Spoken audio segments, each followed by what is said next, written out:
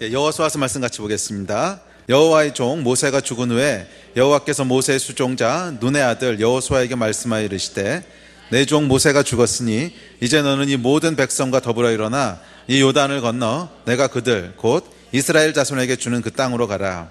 내가 모세에게 말한 바와 같이 너희 발바닥으로 밟는 곳은 모두 내가 너희에게 주었노니 곧 광야와 이 레바논에서부터 큰 강 곧 유브라데 강까지 해쪽 속의 온 땅과 또 해지는 쪽 대해까지 너희의 영토가 되리라.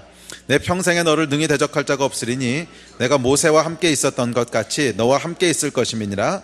내가 너를 떠나지 아니하며 버리지 아니하리니 강호가 담대하라. 너는 내가 그들의 조상에게 맹세하여 그들에게 주리라 한 땅을 이 백성에게 차지하게 하리라. 오직 강하고 극히 담대하여 나의 종 모세가 내게 명령한 그 율법을 다 지켜 행하고 우로나 좌로나 치우치지 말라.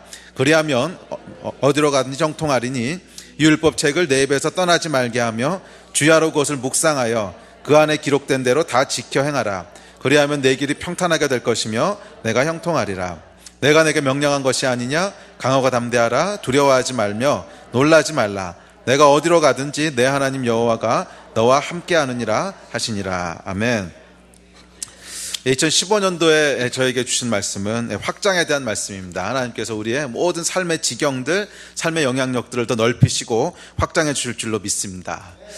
베드로전서에 보면 이 확장이라고 하는 것이 저희의 데스티니인 것을 알 수 있는데 베드로전서 2장 9절에 보면 이렇게 얘기합니다. 제가 그냥 읽어드릴게요.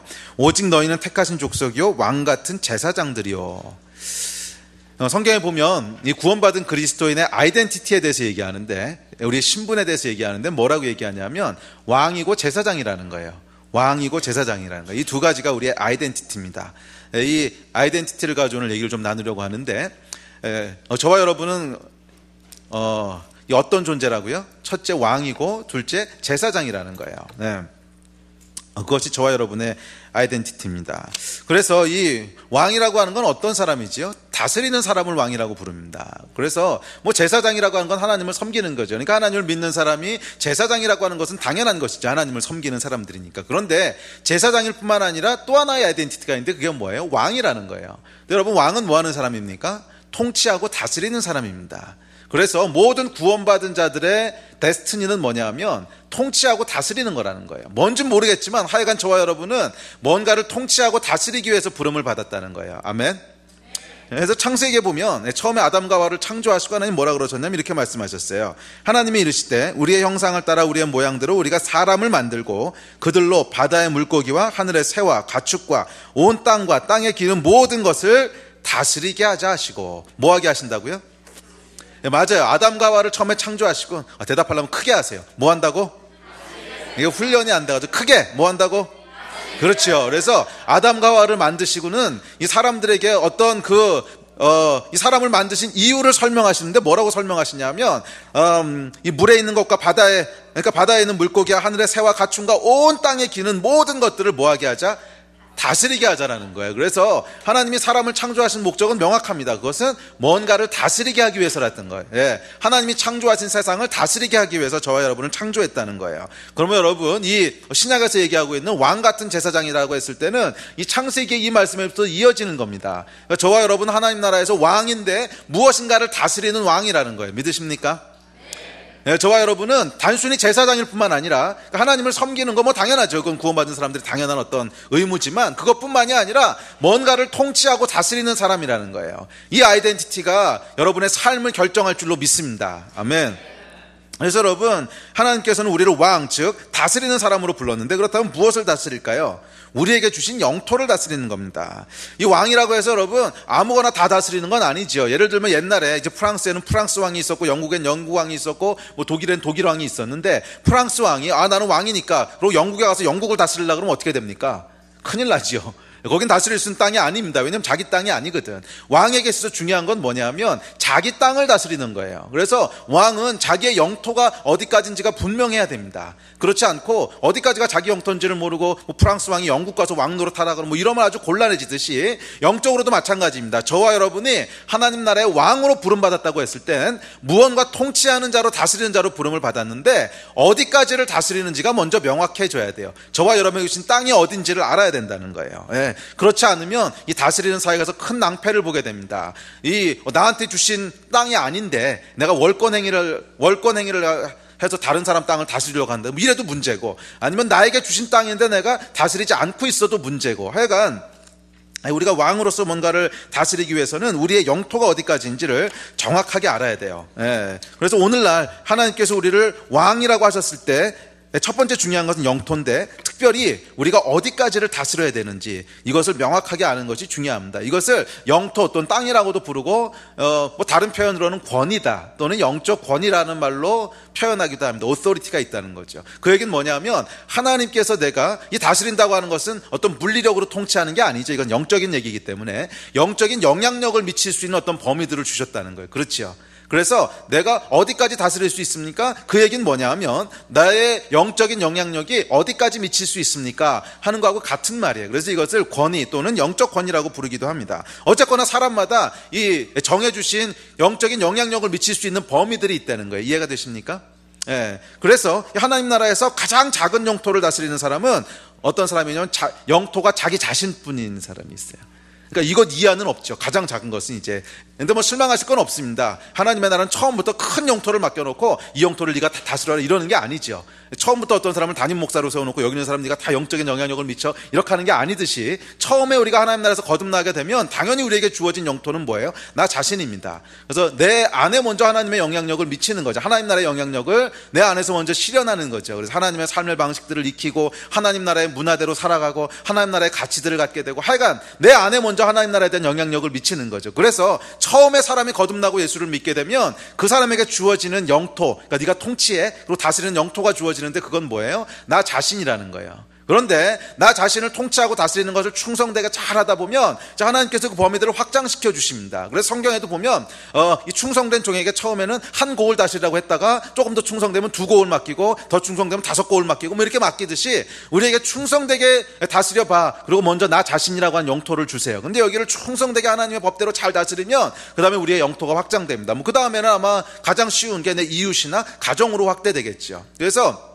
물론 가정의 머리로 세우신 것은 남편이지만, 아버지지만 뭐 믿지 않는 사람 같은 경우에 영적 영향력을 미칠 수 없죠. 아버지가 만약 안 믿는 사람이다 그랬을 경우에는 뭐 어머니가 되든 자녀가 되든 하여간 그 가정 안에 영적인 영향력을 먼저 미치기 시작하는 사람이 나오겠지요. 그럼 그 사람에게 하나님께서 다스릴 수 있는 권위를 주시는 거예요. 예. 그래서 가족을 전도하기도 하고 또 가족 가운데 하나님의 가치가 이루어지도록 열심히 살아내는 거죠. 그래서 아내는 남편을 정말 존경하고 사랑하고 남편은 아내를 자기 몸처럼 사랑하고, 아내는 남편을 존경하고 순종하고 남편은 아내를 자기 몸처럼 사랑하고 또 자녀들을 키우는 것, 이런 데서 우리의 어떤 이 영적인 영향력의 범위들이, 우리 땅이 영토가 확장될 수 있지요.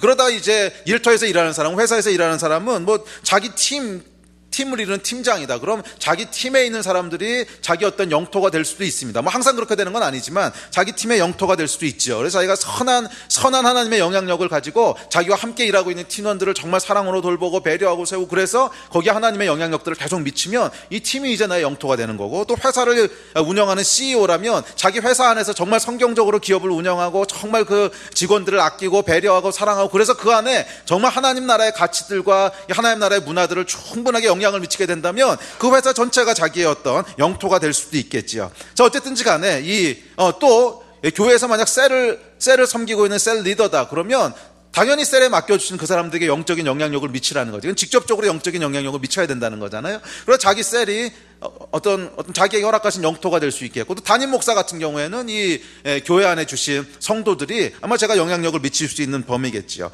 하여간 하나님께서 우리에게 주는 권위가 있다는 거예요. 권위. 그러니까 영적인 권위가 있다는 거예요. 이것을 우리가 영토 또는 땅이라고 표현하는 것이죠. 그래서 사람은 말이에요, 하나님께서 사람을 창조하실 때, 구원하실 때 거기에 다 영토들을 주신다는 거예요. 그래서 성경은 이것을 뭐 분깃이라고 표현하기도 하고, 유업이라고 표현하기도 하고, 권위라고 표현하기도 하고, 땅이라고 표현하기도 하고, 뭐 다양하게 표현을 하는데, 하여간 하나님께서 우리에게 맡기신 어떤 게 있다는 거예요. 아멘. 그리고 그 안에 영향력을 미치라는 거예요. 그래서 어디까지가 우리의 영토인지를 먼저 명확하게 아는 것이 중요합니다. 여러분은 여러분 나라의 국경선이 어딘지 알고 계세요? 나에게 맡긴 영토가 어디까지 정확하게 분별하고 계세요?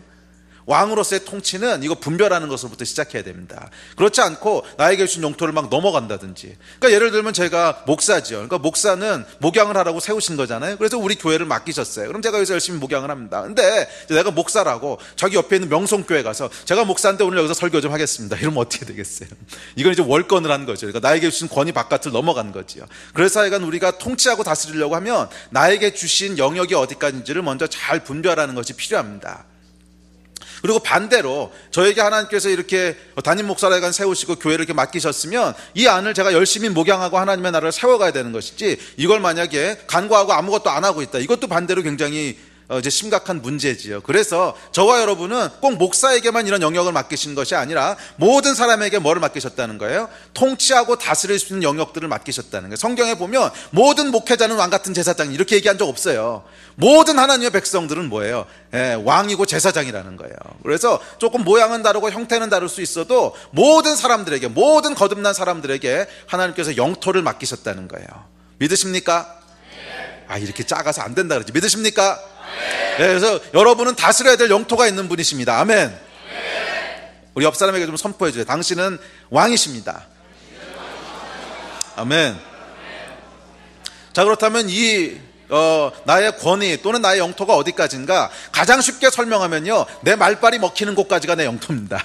아주 쉽게 설명하면, 뭐 항상 그렇게 통하는 건 아니지만 대충 쉽게 설명하면 내 말빨이 먹히는 곳까지가 내 영토라는 거. 무슨 말이냐면 내가 영적인 영향력을 발휘할 수 있는 곳까지가 내 영토라는 거지. 그걸 벗어난 데서 내가 아무리 말을 해도 어쩌고 영향을 안 미칠 테니까, 영향을 안 받을 테니까. 그래서 가장 쉽게 얘기하면 하여간 여러분의 말빨이 미치는 곳까지가 여러분의 영토입니다. 그러면 여러분의 영토가 어디예요? 여기요. 그래, 학교에 있는 사람들 사이엔 친구 사이에서 또는 뭐 가정에서 또는 이웃 사이에서 일터에서 하여간 내가 영적인 영향력을 미칠 수 있는 범위들이 있잖아요. 거기까지가 하나님께서 여러분에게 다스리라고 정복하라고 주신 영토라는 거예요. 땅이라는 거예요. 이 땅을 정복하신 한 해가 되기를 주의 이름으로 축복합니다. 아멘. 이 땅을 정복하신 한 해가 되기를 축복합니다. 자, 그리고 하나님께서는 특별히 이 영토가 확장되기를 원하세요. 더 넓어지길 원하신다는 거예요. 그래서 이사야서 54장 2절에 보면 이렇게 얘기합니다. 내 장막터를 넓히며 내 처소의 휘장을 아끼지 말고 널리 펴되 너의 줄을 길게 하며 너의 말뚝을 견고히 할지어다. 장막터라고 하는 게 뭐예요? 그 당시에 장막이라고 하는 것은 우리 가정이 머무는 그 터를 얘기하는 겁니다. 이 당시엔 장막을 치고 살았으니까. 장막터를 넓게 하라고 하는 것은 너의 영토를 넓히라는 거예요. 너의 영향력을 넓게 펴라는 거예요. 하나님께서는 이것이 더 넓어지길 원하신다는 거예요. 그래서 지금까지 여러분이 다스렸던 영향력이 요기요 그랬다면 2015년 끝날 때에는 저기까지 여러분의 영토가 되게 하시라는 거예요. 할렐루야. 여러분의 영향력들을 더 크게 발휘하도록 하라는 거예요. 그래서 지금까지 여러분들이 이제 영토가 나 자신밖에 없었다, 그런 분이 있었다면 내년에는 2015년 끝날 때에는 여러분 한 사람뿐만 아니라 여러분 주위에 있는 5명까지 여러분이 통치하시게 되시는 그런 여러분이 되시기를 축복합니다. 그것은 어떤 리더십을 리더십은 리더십이지. 근데 어떤 물리력으로 이렇게 하이어라키를 얘기하는 게 아니라 영적인 영향력을 미치는 사람이 되라는 거예요. 그러니까 여러분 한 사람에게만 영향을 미치는 것이 아니라 나 자신뿐만이 아니라 내 주변에 있는 친구들, 이웃에게도 하나님 나라의 선한 영향력을 미치라는 거예요. 4명이 됐든 5명이 됐든. 아멘. 그리고 여러분들이 5고을을 기존에 다스리고 있던 그런 하나님 백성이라면 10고을을 다스리게 되시기를 축복합니다. 여러분 일터에서 선한 영향력을 미치고 계시던 분이라면 이 일터를 넘어서서 더 큰 영향력을 미치시게 되기를 주의 이름으로 축복합니다. 이게 하나님의 계획이고 뜻이라는 거예요. 너의 장막터를 넓게 펴라는 거예요. 아멘. 이것이 펼쳐진 한 해가 되기를 주의 이름으로 축복합니다.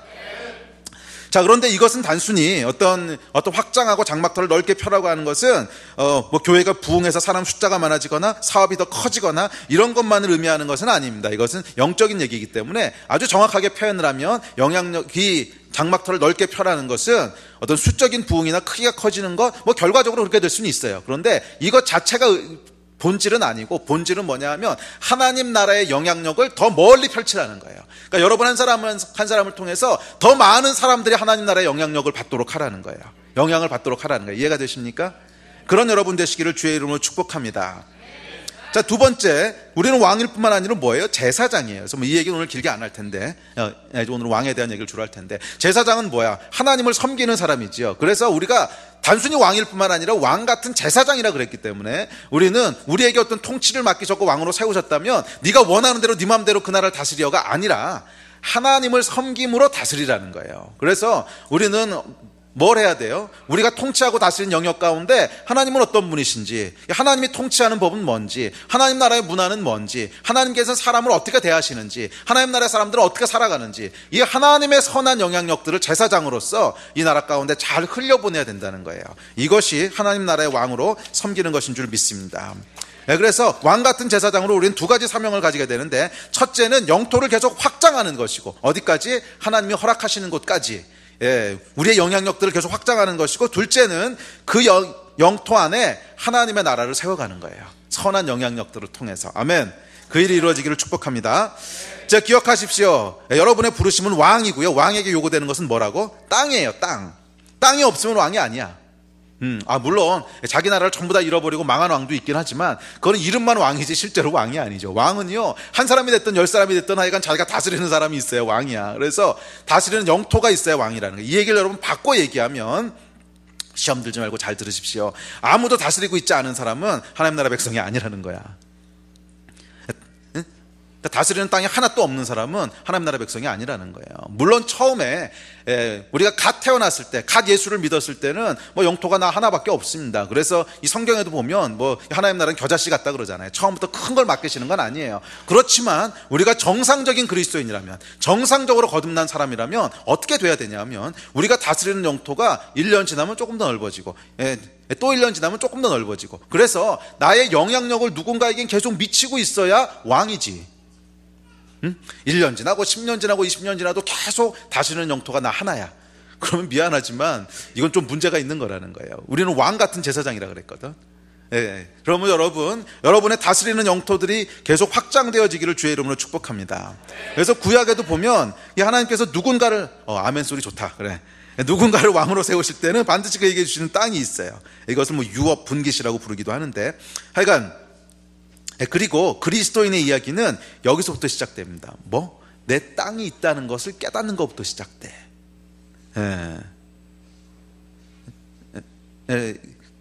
그 그리스도인의 삶은 말이에요, 여러분, 그냥 죄 많은 이 세상을 잘 요리조리 피하면서 상처 좀 덜 받고 조금 덜 고생하다가 주님 나라 가는 게 아닙니다. 만약 그게 그리스도인의 삶의 정상적인 모습이라면 지금 빨리 가지 뭐하라 여기 머물러 있어. 그렇잖아. 천국이 그렇게 좋은 곳이라며. 그럼 빨리 가는 게 좋은 거 아니야? 근데 하나님께서 여기서 우리를 머물러 있게 하신 것은 할 일이 있으니까 머물러 있게 하신 거지. 할 일이 없는데 여기 뭐하러 머물러 있겠어요? 아니면 빨리 오라 그러지. 그래서 성경에 보면 여러분, 장수하는 것이 하나님의 축복이라 그랬거든. 그 얘기는 뭐냐면 우리가 이게 오래 머물러 있는 게 하나님의 축복이라는 거예요. 맞아요. 그 얘기는 뭐냐면 천국이 그렇게 좋은 곳인데 여기 오래 머물러 있으라고 한 것은 할 일이 있으니까 오래 머물러 있으라 그러는 거 아니야. 근데 그 일이 뭐예요? 하나님의 나라를 세워가는 일이라는 거예요. 이 땅에 우리가 다스리는 영토들을 계속 확장하고, 우리가 다스리는 우리의 분깃들을 계속 확장하고, 그곳에 하나님의 선한 영향력들을 통해서 나라를 세워가는 이 할 일이 있기 때문에, 사명이 있기 때문에 하나님 여기 머물러 있으라 그런 거지, 아니면 빨리 하나님 나라 가는 게 좋은 거지요. 그래서 여러분, 엄밀하게 얘기하면 내가 다스려야 될 땅이 있는 거구나, 내가 하나님 나라에서 통치해야 될 유업이 있고 분깃이 있구나, 이것을 깨닫지 못하면요, 사실은 그리스도인의 이야기는 시작도 되지 못해요. 그냥 여기서 내 한 몸 잘 보신하고 잘 상처받고 있지 않다 갈 거면 빨리 가지 뭐하라 여기 있어. 여기 있다고 하는 것은 뭔가 하나님과 함께 만들어가야 될 이야기가 있는 거거든. 근데 이 이야기는 어디서부터 시작되냐면 땅을 깨닫고 정복하는 데부터 시작하는 거예요. 그래서 여러분, 여호수아의 이야기가 뭘로 시작돼요? 땅을 정복하는 걸로 시작되잖아. 땅을 정복해야, 그러니까 하나님께서 이 위대한 하나님의 나라를 세우시려고 하는데, 그곳에서부터 하나님의 놀라운 이야기를 이제 풀어가실 거잖아요. 다윗도 나오고, 그 사이에 이제 사무엘도 등장하고, 다윗도 나오고, 나중에 가면 예수님도 탄생하시고, 이제 그러면서 이 사도들도 나오고, 그리고 지금 2000년이 지난 지금까지 하나님의 놀라운 이야기들이 계속 펼쳐지는데, 이 이야기의 시작이 뭘로 시작되는 거야? 땅을 정복하는 걸로 시작되는 거예요. 왜? 하나님께서 우리에게 주신, 우리가 통치해야 될 땅이라고 하는 것이 인식되어지고, 그곳에 우리가 정복하는 일들을 시작하면서 이 이야기가 펼쳐지는 건데, 여러분 인생의 이야기는 펼쳐지고 있냐고. 이게 여러분 아주 중요합니다. 우리 신앙생활에 여러분, 뒤에 가서 그 얘기 다시 할 텐데, 이 컨셉을 가지고 있느냐 가지고 있지 않느냐 하는 것이 우리의 신앙생활의 모습을 완전히 다르게 만들어 버릴 거예요. 신앙생활을 그저 그냥 위로받고 여기서 뭐 쉼을 얻고 뭐 이런 걸로만 생각하고 있는 사람 뭐 틀린 건 아닙니다. 하나님 나라에 분명히 쉼이 있고 위로가 있지. 그렇지만 이것을 그냥 신앙생활이라고 생각하고 있는 사람들에게는 절대로 이야기가 펼쳐지지 않을 거예요. 그냥 이야기는 세상에서 자기가 직장에서 먹고 사는 이야기로 다 진행될 거고 인생이. 그리고 우리가 믿는 하나님에 대한 이야기는 그냥 교회에서 예배 드리는 것으로 제한돼 버리고 말 거야. 그렇지만 우리 가운데 그게 아니고 그리스도인의 삶이라고 하는 것은 우리에게 주어진 유업이 있고 땅이 있고 그 땅을 통치하고 다스려야 되는 거구나. 이것을 인식하기만 해도요 우리 삶이 완전히 달라질 거예요. 단순히 우리가 교회 안에서만 우리 신앙생활이 이루어지는 것이 아니라 학교에서, 직장에서, 일터에서, 가정에서, 수많은 우리 삶의 현장에서 어떻게 하나님의 나라가 이루어지고 어떻게 영향력들이 확대되어지고 어떻게 나에게 준 땅을 정복할 거고 어떻게 나에게 준 유업들을 차지할 거고 여기서부터 우리 이야기가 만들어져 가는 거라는 거야. 그래서 이것을 깨닫지 못하면 2015년도에 우리 여기서부터 시작하려고 하는데 이것을 깨닫지 못하면 우리 신앙생활의 모습이 굉장히 제한적인 종교 활동으로만 제한돼 버릴 거고 아무런 여러분 인생의 이야기도 만들어지지 않을 거예요. 무의미한 인생이 될 거라는. 뭐 세상에선 열심히 살 수 있어. 그렇지만 하나님과 동행한 이야기들은 하나도 안 만들어지는 거예요. 우리가 하나님과 함께 동행하는 정말 하나님의 사람다운 인생 스토리를 만들기 원하시면 뭐부터 시작돼야 돼? 내가 왕이구나. 내가 다스려야 될 땅이 있구나. 내 유업이 있구나. 이거를 깨달아야 되는 거예요. 아멘. 여기서부터 하나님 나라의 이야기가 시작되는 줄로 믿습니다. 그래서 여호수아서도 뭐로 시작하냐면 내가 너희에게 준 땅으로 들어가라는 거예요. 내가 너희에게 준 유업을 정복하라는 거예요. 여기서부터 여호수아서의 이야기가 시작됩니다. 그러므로 여러분의 인생 가운데 하나님이 주신 땅이 있다고 하는 것을 기억하십시오. 뭐가 있다고? 당신에게는 땅이 있습니다. 좀 선포해 주세요. 대한민국은 땅덩어리가 좁아서 여러분 땅 없을 줄 몰라도 하나님 나라에 땅이 있어요. 아멘. 당신에게는 땅이 있습니다. 좀 얘기해 주세요. 아멘. 자, 그렇다면 우리가 구체적으로 차지해야 될 땅, 우리의 유업은 뭘까요?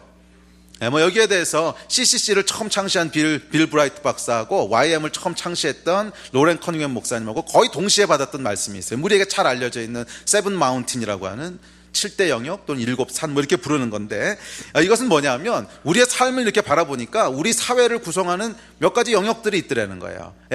그 영역들을 크게 뭉쳐봤더니 7가지 영역이 있는데 첫째는 비즈니스 영역이 있고요. 두 번째는 정치의 영역이 있고 세 번째는 엔터테인먼트하고 미디어의 영역이 있고 네 번째는 교육의 영역이 있고 다섯 번째는 예술의 영역이 있고 여섯 번째는 가정이라고 하는 영역이 있고 일곱 번째는 종교의 영역이 있더라는 거예요. 종교라고 하는 것은 좀 좁은 의미의 종교의 영역이 있더라고요. 물론 이렇게 7 영역으로 모든 것이 다 분류되어지는 것은 아닙니다. 근데 우리 사회와 삶을 구성하고 있는 것을 크게 분류해봤더니 대충 이렇게 7가지 정도로 분류가 되더라는 거. 이거 이외에 다른 영역도 괜찮습니다. 하여간 그러면서 이분들이 어떤 말씀들을 하냐면 결국 그리스도인들에게 주신 유업이 뭐냐, 우리의 땅을 정복하고 확장하는 게 뭐냐, 그것은 이 각각의 영역 가운데 우리가 어딘가 속해 있을 거 아니에요. 어딘가 속해 있는 그 영역 가운데서 계속 우리의 땅들을, 즉 우리의 영향력들을 확장해 가면서 그곳에 하나님의 선한 나라를 세우는 것이 우리 그리스도인의 왕 같은 제사장들의 삶이라는 거예요. 아멘.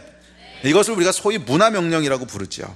문화명령이라고 부릅니다. 그런데 여러분, 이것은 단순히 이 영향력이 확대된다고 하는 것은 단순히 우리가 더 높은 자리에 올라가거나 아니면 더 빨리 승진하거나 아니면 우리가 하고 있는 사역이나 이 비즈니스의 규모가 더 커지거나 하는 것을 의미하는 것은 아닙니다.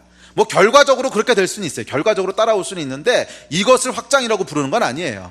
이 세븐 마운틴이라고 하는 7대 영역이라고 하는 것은 뭐냐면 사실은 이것에 대한 이야기를 오늘 풀어가는 게 오늘 설교의 그 주제인데 예를 들면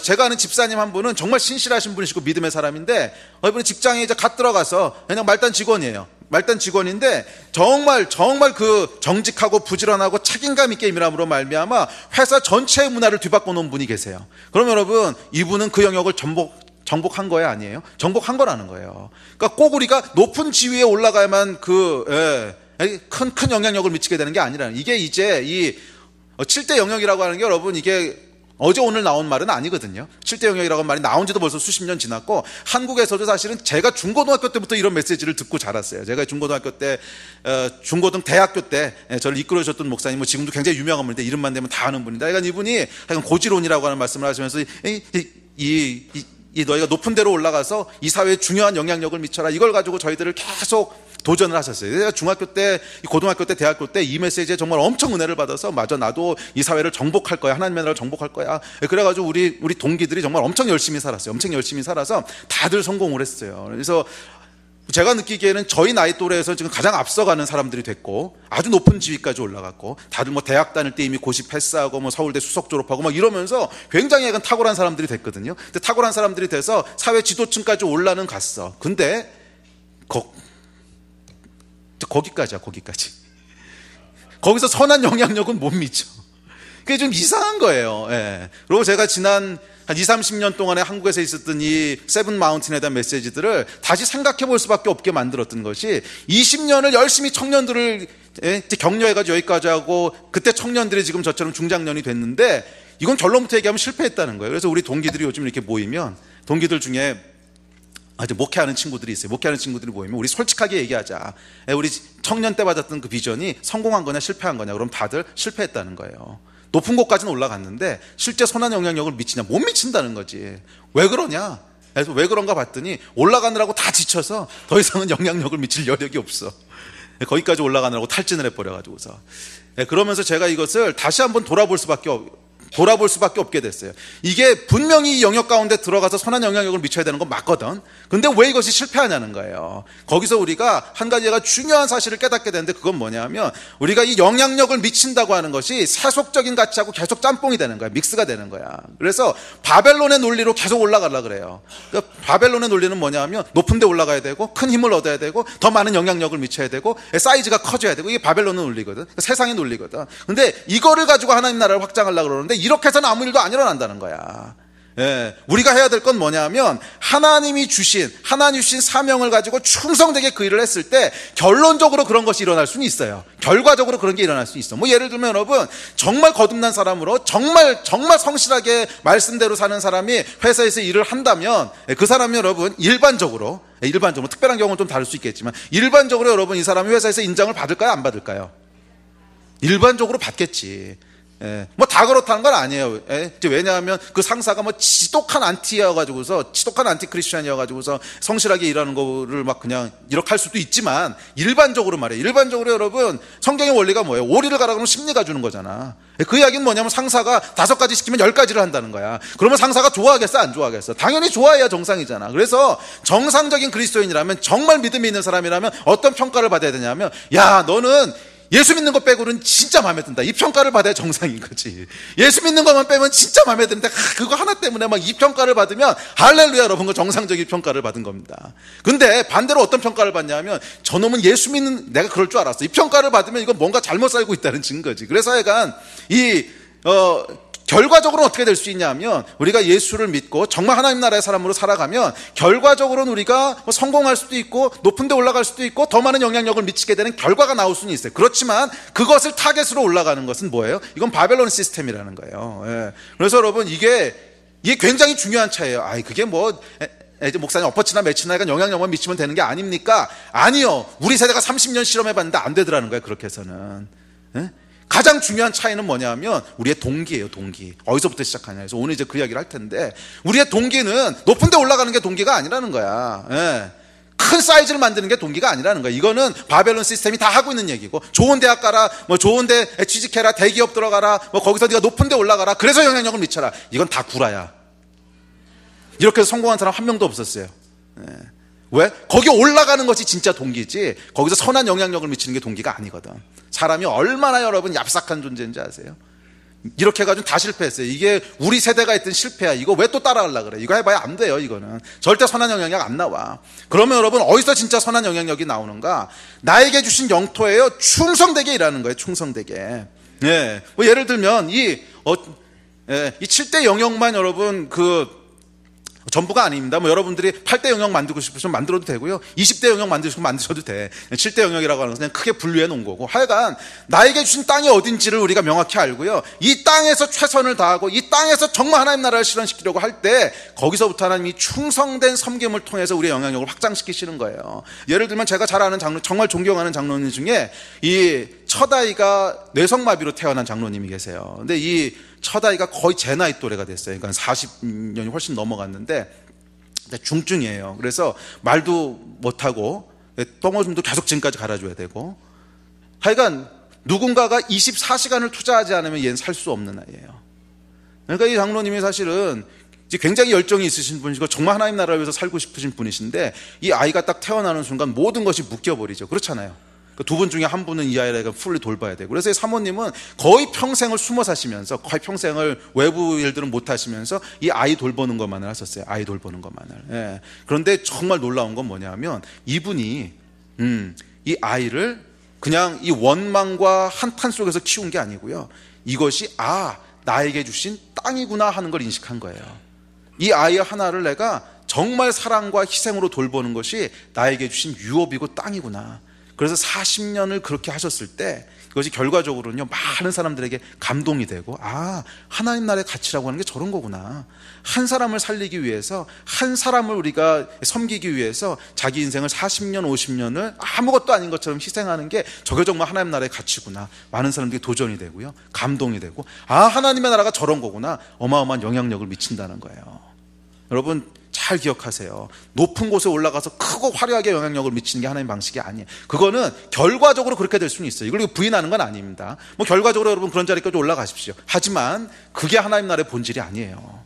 본질은 나에게 주신 땅이 무엇인지를 인식하고, 그 땅이 한 평짜리든 10평짜리든 아니면 큰 제국이든 하여간 나에게 주신 것을 하나님의 마음과 하나님의 가치와 하나님의 삶의 방식으로 충성되게 다스리고 있을 때, 거기서 하나님의 나라가 세워지는 거지. 아멘.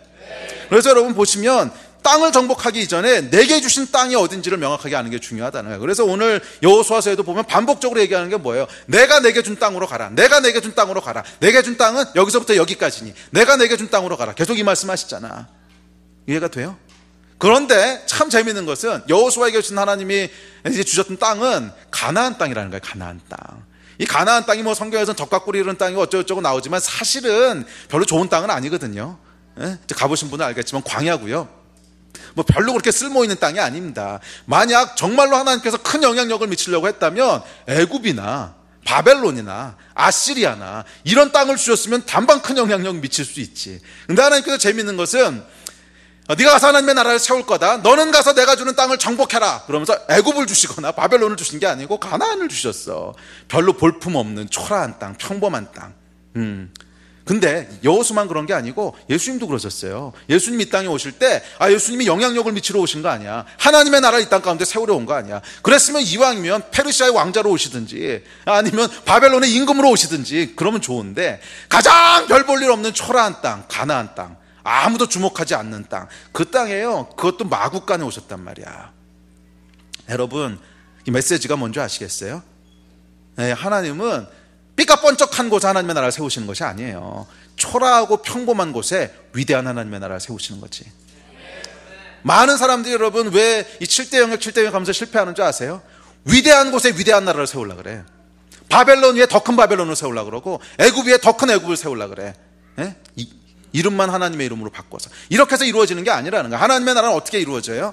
초라하고 별 볼 일 없는 곳에 위대한 하나님의 나라를 세우는 거예요. 가나안 땅에 하나님의 나라가 세워져 가는 거야. 아무도 돌아보지 않는 정말 평범한 광야 같은 곳, 아무도 알아주지 않는 한 사람의 장애아를 평생 돌봐야 되는, 이건 전혀 이제 빛나고 삐까뻔쩍하고 높은 데 올라가 아무 상관이 없어 보이는, 그렇지만 나에게 주신 땅이라고 하는 믿음과 확신이 있을 때, 이것이 나에게 허락하신 하나님의 유업이라고 하는 확신이 있을 때, 거기에 우리의 모든 것을 쏟아붓고, 거기에 우리의 모든 마음과 우리의 충성과 우리의 사랑과 우리의 열정과 우리의 시간과 정말 하나님의 성실한 그런 제사장으로 왕으로 쏟아부었을 때, 거기서 정말 명품 하나님의 나라가 세워지게 되고 빛나게 되는 거, 이게 하나님의 법칙이라는 거예요. 아멘. 그러면 여러분이 어느 곳에 있든지 간에, 그곳이 내 가정이든 아니면 내 일터든 하여간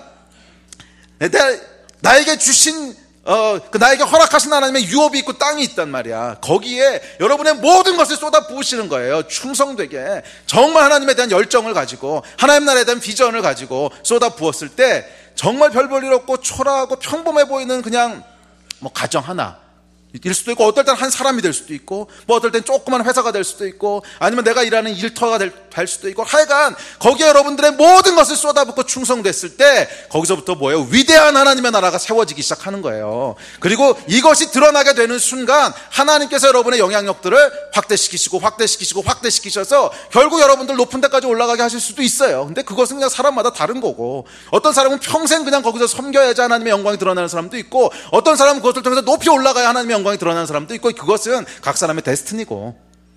그럼 기왕이면 나는 높은 데로 하나님, 오케이, 그럼 너 높은 데로 올라가. 아니, 그건 사람마다 달라. 그러니까 그거 가지고 우리가 이렇게 매조할 수 없다는 거예요. 우리에게 요구하시는 건 뭐냐면, 가나안 땅이라고 하는 가장 평범하고 가장 초라하고 가장 아무도 주목하지 않는 그곳에서 어떻게 하나님의 나라를 세울 것인가를 가지고 우리가 기도하고 울고 거기에 우리의 마음과 열정을 쏟아붓고 있을 때 거기에 위대한 하나님의 나라가 세워지는 거, 이거 아니야? 아멘. 여러분, 우리 세대는 이거 실패했어요. 뭐가 뭔지 몰랐어. 그 당시에는 저도 열정은 있었어요. 열정은 있고 진짜 하나님 나라 위해 살고 싶은 열정은 있었는데 그 본질이 뭔지를 놓쳤어. 그래서 그냥 큰 영향력을 미치자, 우리는 이 사회와 이 나라를 뒤바꿀 수 있는 데까지 올라가자. 그래서 올라가는데 뒤바꾸긴 무슨 뒤바꿔, 우리가 뒤집어지고 말았지.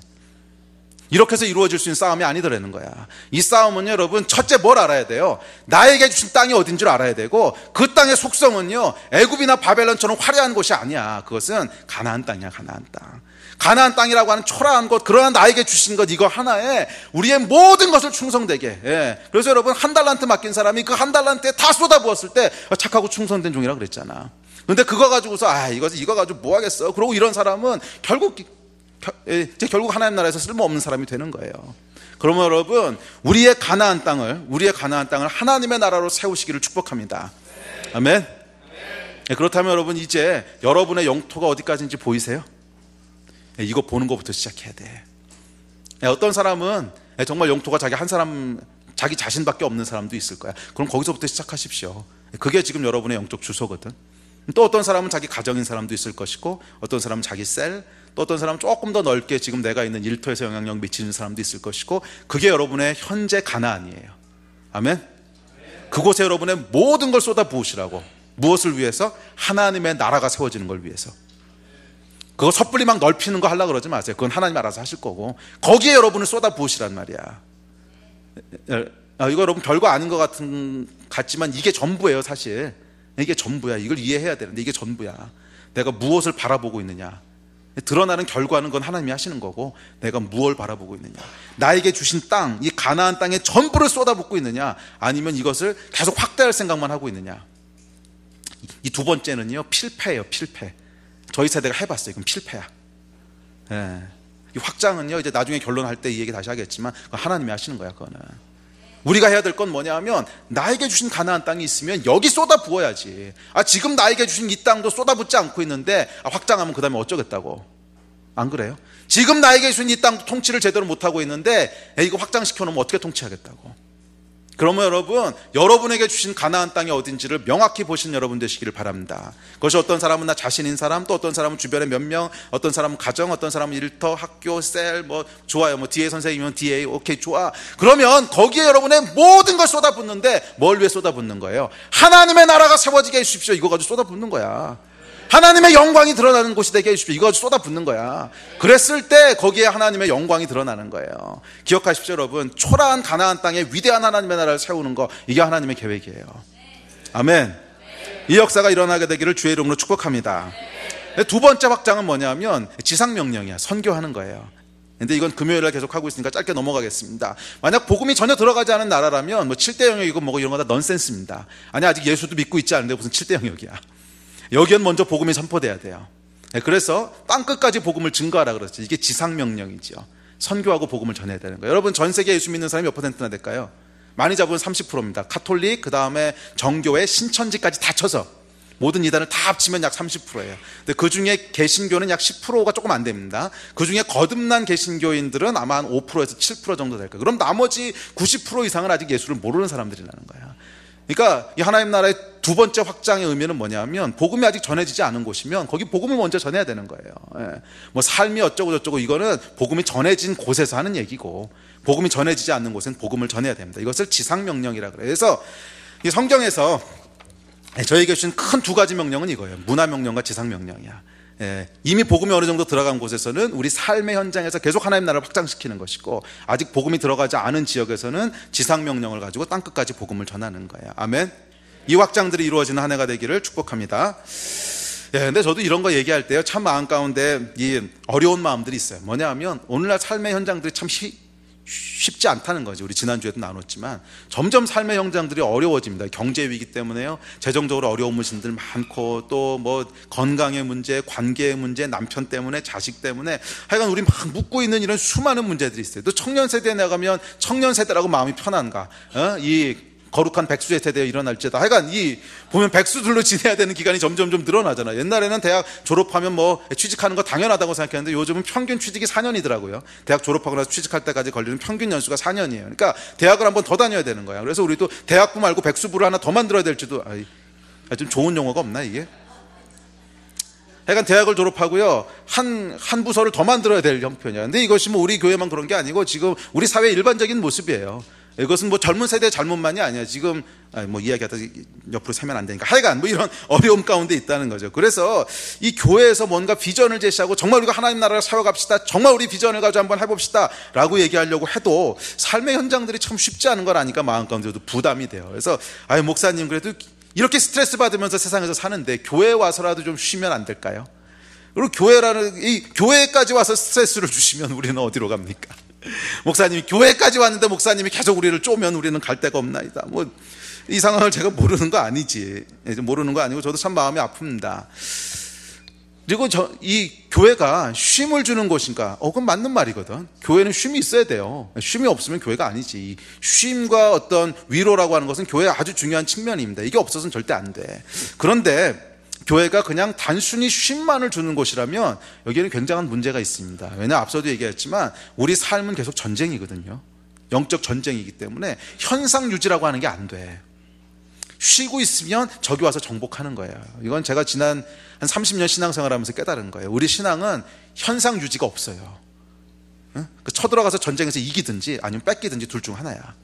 유지하자고 얘기하는 사람은 제가 단언하건대 나는 그냥 더는 앞으로 안 갈 거예요. 그냥 이 상태로 유지만 하면서 평생 신앙생활, 제가 단언하건대 5년 내에 여러분 신앙 다 없어집니다. 장담할 수 있어. 교회는요, 쉼을 주는 곳이지만 동시에 꿈꿀 수 있는 곳이 돼야 돼요. 내가 정말 하나님 나라에서 살겠다고 하는 꿈이 계속 꾸어지고, 그래서 다시 한번 하나님 나라에서 일어나겠다고 하는 열정이 부어지고, 이런 것이 되지 않는다면 교회가 어떻게 될지 생각해 보세요. 계속 이 비전과 계속 도전이 제시되고 있지 않다. 그럼 교회가 쉼을 주고 계속 위로해 주는 것이다. 그러면 실패하고서 위로받고, 실패하고서 위로받고, 실패하고서 위로받고, 그럼 결국 교회가 어떻게 될 거냐면 루저들의 모임이 될 거예요. 그거 말고 무슨 결론이 있어? 계속 실패한 사람들만 여기 와서 위로받을 텐데, 세상에서 성공한 사람들은 여기 안 올 거야. 왜? 꿈도 없고 비전도 없고 위로해 주는 것인데 위로받을 시간 없거든. 난 지금 바빠서. 세상에서 성공한 사람들은 다 어디로 떠나고 없을 것이고요, 위로받아야만 하는 사람들만 모여서 점점점 축소되다가 루저들의 모임으로 끝나는, 뭐 결론이 나 있어 이거는.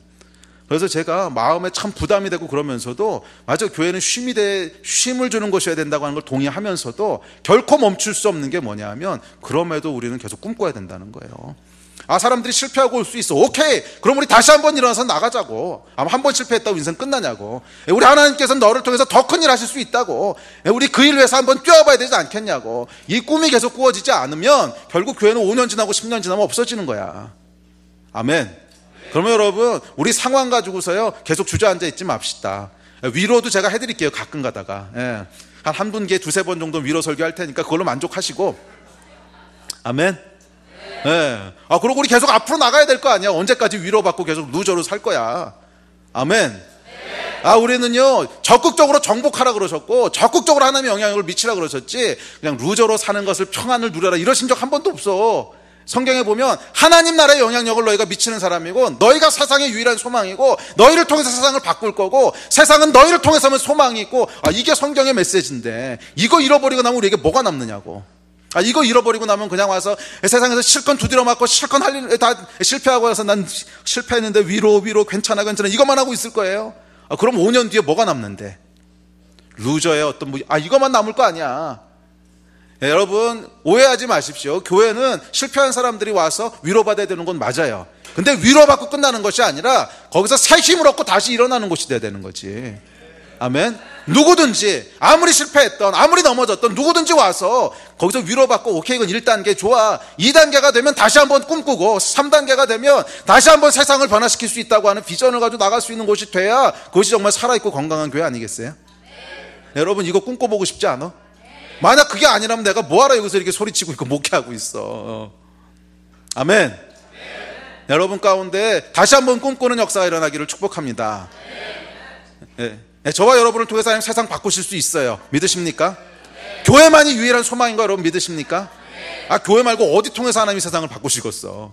저를 통해서 바꾸시겠어? 아니면 스님들 통해서 일하시겠어? 일하실 곳은 하나밖에 없어요. 교회 통해서 일하시는 거야. 저와 여러분을 통해서 하나님이 세상을 바꾸실 것을 믿습니다. 아멘. 자, 이런 마음으로 여호수아서 강해를 시작합시다. 지금까지 서론이었고 아니 오늘 하루 다 끝날 거 아니까 걱정하지 마세요. 적당히 끝낼 테니까. 자, 하여간 이렇게 해서 우리가 이제 다음 주 다다음 주 계속 여호수아서 살펴보려고 하는데 이 관점을 가지고 보시라는 거예요. 그러니까 여호수아서는 오늘날 주시는 메시지가 명확해요. 가나안 땅을 들어가서 정복하라는 거야. 그리고 그곳에 하나님의 영향력을 미치라는 거야. 우리는 말이에요, 여러분, 모세의 세대처럼 생존을 위한 세대가 아니라는 거야. 여러분, 모세의 세대하고 여호수아 세대는 우리 다음 주에 살펴볼 건데 명확하게 구별되는 세대입니다. 그래서 여호수아서를 뭐라 그랬냐면 모세가 죽었으니 그러고 시작하는 거예요. 모세의 세대가 끝났으니 이 얘기로 시작하는 거야. 모세의 세대가 상징하는 게 뭔지 아세요? 패배의식, 할 수 없다는 생각, 그냥 생존의식, 이거였어요. 이거 아무런 비전도 없었고 아무런 목표도 없었고 그냥 떠돌아다니면서 생존하는 거야. 잘 먹고 잘 사는 거, 이게 끝이었다고. 그래서 맨날 했던 불평이 뭐야? 고기 달라는 거 불평하고 물 없다고 불평하고. 근데 여호수아 세대는 완전히 다른 거였어요. 여기는 정복해야 될 사명과 비전이 있다는 거예요. 완전히 다른 세대라는 거야. 이거 가지고 여러분 한번 시작해보고 싶지 않으세요? 뭐 위로도 좋고, 위로도 좋고 치료도 좋고 평강도 좋고 다 좋은데 이건 1단계라니까 1단계. 그리고 계속 1단계만 있으면요, 자동차도 여러분, 여러분 수동 몰아본 사람이 없구나. 수동으로 기아 있는 거 스틱 있잖아. 스틱 1단 놓고 여러분 고속도로 나가면 어떻게 되나? 기아 다 타버려요. 속도가 빨라지면 2단, 3단 계속 이 쉬프트업을 해야 돼. 마찬가지로 여러분, 뭐 위로받고 치료받고 1단 기어 놓고 가, 좋아. 그렇지만 여기서 끝나면 안 되고 꿈꿔야 되잖아. 다시 일어날 수 있도록 꿈꿔야 되잖아. 꿈만 꿔서는 안 되고 실제로 세상을 변화시켜야 되잖아. 아멘. 이게 여러분 정상적인 교회 모습이라는 거예요. 아멘. 이 변화가 일어나게 되기를 주의 이름으로 축복합니다. 자, 그런데 이제 여호수아서 시작할 텐데 여호수아서가 주고 있는 메시지는 바로 이 메시지예요. 그런데 여러분, 여호수아가 이제 요단강을 건너서 가나안을 정복하러 가는데 가나안에 들어가 보니까 이것이 텅텅 빈 무주공산이 아니라 이미 정복하고 있던 왕들이 있었어요. 가나안 왕들, 아모리 왕과 여부스 왕과 브리스 왕과 하여간 이 가나안 왕들이 있었다고. 그리고 이 왕들은 전혀 하나님을 모르는 사람이었어요. 그래서 거기에 하나님과 전혀 상관없는 문화를 만들었어요. 그래서 가나안이 섬겼던 여러분 신들은 정말 악합니다. 대표적인 게 이제 몰락하고 바알이라는 두 신인데, 몰락은 여러분 어떤 신인 줄 아세요? 어린 아이를 불에 태워서 제사로 드리는 신이에요. 이게 진짜 가증한 신이에요. 그래서 하나님께서 이 가나안 땅에 대해서 여호수아서 읽어보면 그 얘기 이제 계속 나오죠. 이 가나안인들이 가증한 일을 했다, 가증한 일을 했다. 근데 이것은 단순히 하나님을 섬기지 않았다는 게 아니라 진짜 가증한 일을 했어요. 어린 아이를 불 태워서 제사로 드렸단 말이야. 그러니까 하나님이 용납하실 수 없는 그런 문화였어요. 또 바알이라고 하는 것도 여러분, 바알과 아세라는 이 풍요의 신인데 이것은 굉장히 음란한 종교입니다. 굉장히 음란한 종교라서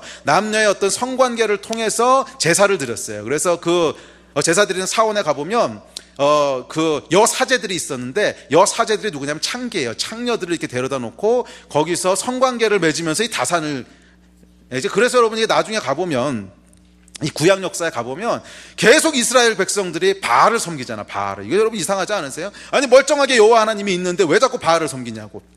바알이 풍요의 신이야. 풍요는 여호와 하나님도 풍요를 주시지 안 주시나? 근데 왜 자꾸 바알을 섬기나? 인간의 가장 말초적인 것들을 자극하는 거예요. 가장 말초적인, 그 성관계라고 하는 가장 말초적인 것들을 자극했기 때문에 끊임없이 거기에 유혹을 느끼고 돌아가는 거야. 이게 이제 바알 종교거든요. 자, 어쨌거나 이건 이제 나중에 하고, 어쨌거나 이 용납할 수 없는 그런 하나님 나라를 떠난 문화들이 있었기 때문에 하나님의 백성들에게 명령은 가서 점령하고 그 하나님의 나라를 세우라는 거예요. 여호수아에서 주자는 아주 단순합니다. 가서 정복하고 하나님 나라를 세우라는 거예요. 오늘날 우리가 살고 있는 세상은 어떻습니까? 가나안 왕들이 정복하고 있지 않습니까? 우리 가정은 어떻습니까? 가나안 왕이 혹시 다스리고 있지 않습니까? 정말 남편은 아내를 자기 몸처럼 사랑하고 아내는 남편을 존중하고 있습니까? 내가 일하는 일터는 어떻습니까? 가나안 왕이 다스리고 있지 않습니까? 성실과 정의가 살아있고 서로 배려하고 아껴줍니까? 아니면 그저 더 많은 수익과 더 빠른 승진이라고 하는 규칙이 지배하고 있습니까? 내가 있는 학교는 어떻습니까? 가나안 왕이 다스리고 있지 않습니까? 친구라고 하는 소중한 가치가 설 자리가 있습니까? 다윗과 요나단이 보여준 하나님 나라의 친구, 이거 찾아볼 수 있습니까? 내가 속한 이 나라는 어떻습니까? 가나안 왕이 다스리고 있지 않습니까? 우리 사회를 다스리고 있는 절대 가치가 뭐예요? 크기와 힘과 권력 아니에요?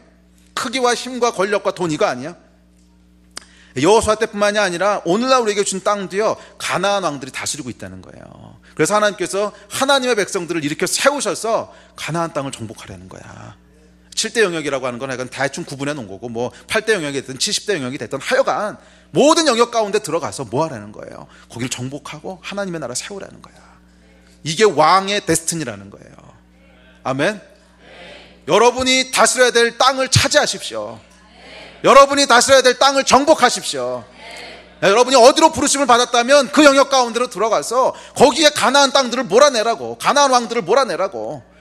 여러분이 지금 학교에 부르심을 받았다면 학교 안에서 가나안 왕을 몰아내라고요. 그리고 그 가운데 정말 세워져야 될 가치들 있잖아. 참된 우정이 뭔지, 친구가 함께 간다고 하는 것이 뭔지, 이거 다시 되찾아야지. 언제까지 학교가 왕따의 온상이 될 거냐고. 만약 여러분들이 일하는 곳이 회사라면 거기서 가나안 왕 몰아내라고.